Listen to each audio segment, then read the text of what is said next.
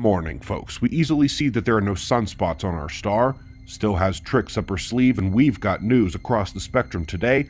We are starting at spaceweathernews.com, where when sunspots sleep, the coronal holes will roam.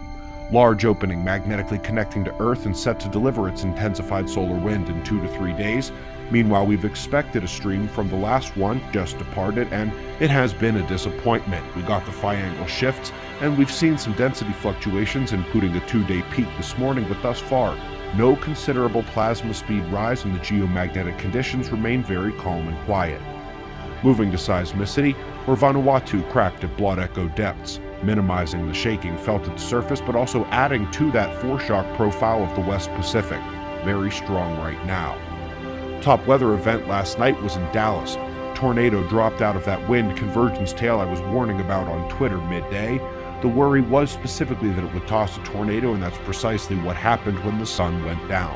Sadly, the system hasn't moved much and may try to ramp up again tonight. Eyes open there.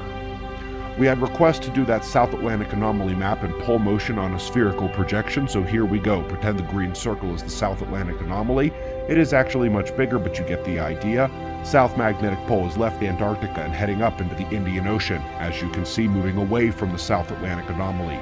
And across the world, at the other pole, the North has left Canada, is racing across the Arctic towards Siberia, once again directly away from the South Atlantic anomaly. Both magnets moving away, no wonder it displays less influence. Folks, the Journal of Electromagnetic Biology has had a couple new releases of late, one saying we are at the impasse where electromagnetic effects on cells have far more questions than they have answers. We do know that DNA transcription errors have been added to the list of ways such energy can cause mutations. Doesn't necessarily need to be a radioactive hit. But to prepare for the top space weather health story today, let's take a step back in time to February 2018. Let's come to section 6.1 of Weatherman's Guide to the Sun. I started that chapter with the most certain of studies and the most repeated and confirmed. Terminal arrhythmia, especially in those with ventricular dysfunction. It's a big risk during space weather events. Now this could be why. Normally we get electrical activity across the heart muscle, but in ventricular fibrillation, a vortex of electrical signals, an electric tornado in the heart, can stop it in an instant. Now at this time, the mechanistic connection is hypothesized here, but we know this type of issue has a major connection statistically to terminal outcomes during space weather, and we must only then ask if the electromagnetic forces of space weather are capable of affecting an electric tornado. Something tells me it can. And indeed, the heart attack, stroke, and overall cardiac disease connection with space weather is solid.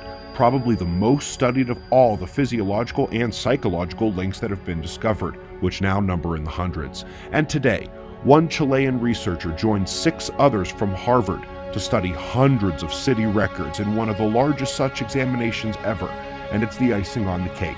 The sudden geomagnetic disturbance is going to induce and have effects on every living creature, and some will be taken over the edge. With Earth's magnetic field weakening, this will only become a more prominent dependence on energy from space. And for those with our textbook, this is Chapter 6. If you don't have it, pick up the PDF at otf.cells.com. Let's take a quick breather and eye a gorgeous shot from Hubble. They do seem to be ultra obsessed with the high spiraling and dustily speckled galaxies in the cosmos, and I can't say I mind one bit. But now for a haymaker, because Dr. Robitaille promised more on the alleged black hole image over at Sky Scholar and has begun to deliver. In his latest video, he demonstrates a touch of why he's one of the most important radiologists in the world and shows an enormous and largely misunderstood deficiency in the creation of that alleged black hole image. It is a top recommendation over at the Sky Scholar channel today, and please subscribe as well. Something tells me he's not done yet. Folks, we greatly appreciate your support. We've got wind map forecasts and shots of our star to close, and we'll do this all again tomorrow, right here. But right now, it's 5:05 a.m. in the new Valley of the Sun. Eyes open, no fear. Be safe, everyone.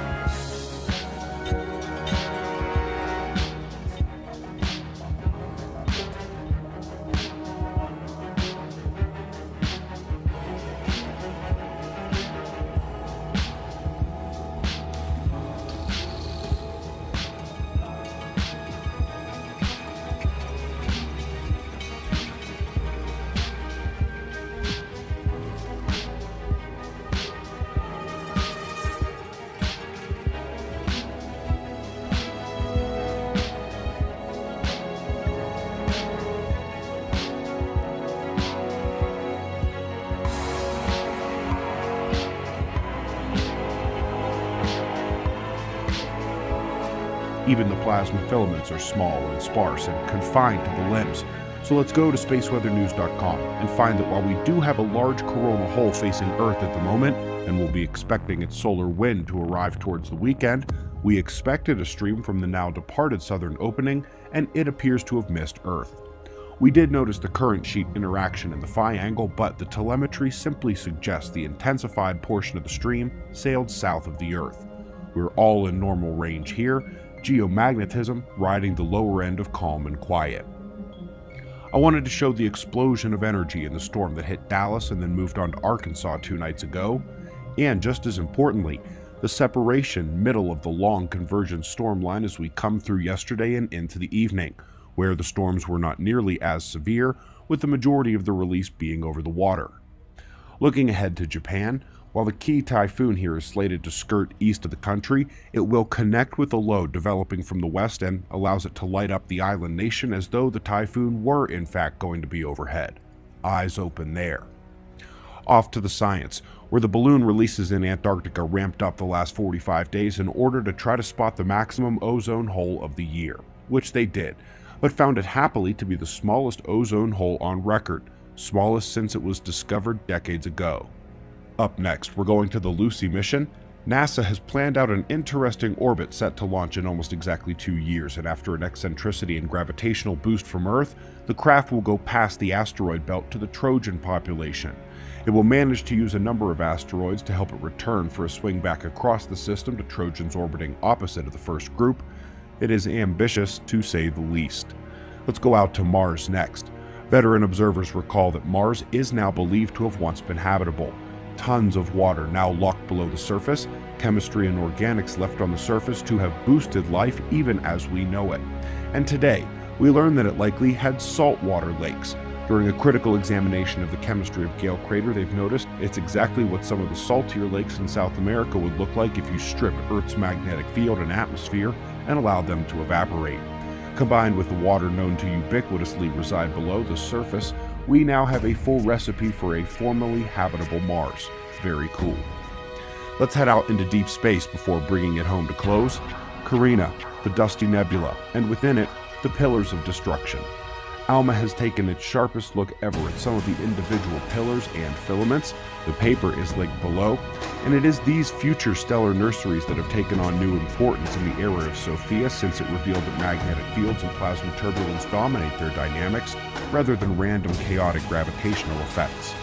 Now, folks, unless you are new here, you know that it was Cuvier's, Deluc's, Major White's, and even Einstein's dying wish to find an explanation for the cyclical catastrophe of Earth.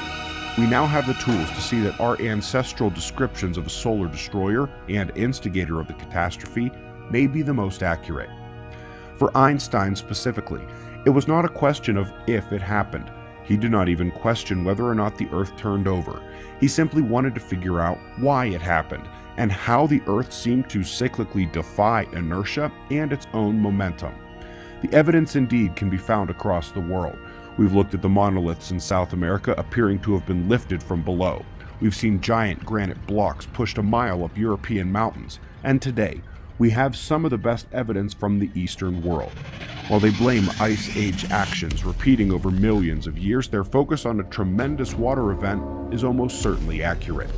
From 2 miles high up in the Himalayas, conifer wood was found to have been almost instantly transported from those living heights to the bottom of the sea, like in a day or two. They say a massive wall of water was too high for the Himalayas, rolled down over the subcontinent into the Bay of Bengal. This is the first such non-folklore evidence from the East, and the full story can be found in Cosmic Disaster, one of 3